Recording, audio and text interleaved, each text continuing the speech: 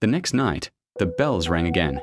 He locked himself in the storage room, held his breath, and waited until dawn. But at sunrise, when he stepped into the sanctuary, he found something on the altar, a hymnal, open to a page he'd never seen before. He tried to report it to the pastor, but the pastor only frowned and said the church had always had oddities.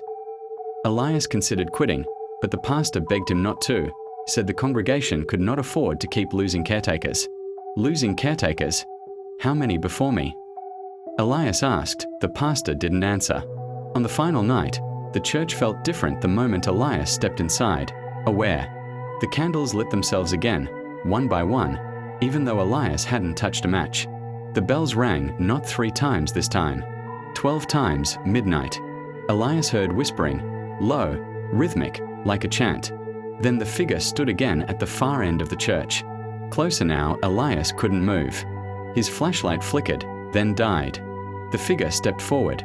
No footfalls, just the shifting of shadows.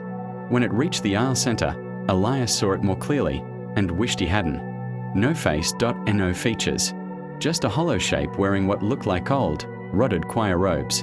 It lifted its hand, or the space where its hand should have been, and pointed at the hymnal still sitting on the altar. Elias felt himself walk forward against his will, legs moving like a puppet's. His heart hammered in his ribs. He reached the altar. The hymnal flipped open on its own. The ink on the page writhed and rearranged until it formed new words. Sit. Listen. Dozens of shadowed figures, all facing him. Their heads tilted, waiting. The choir robes they wore looked centuries old, tattered, burned in places.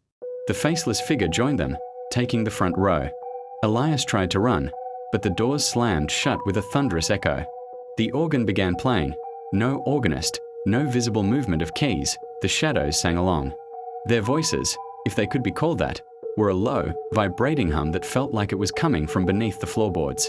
From deep, deep below the church, the hymnal flipped again. A new line of text appeared, "You are tonight's sermon." And then the lights went out.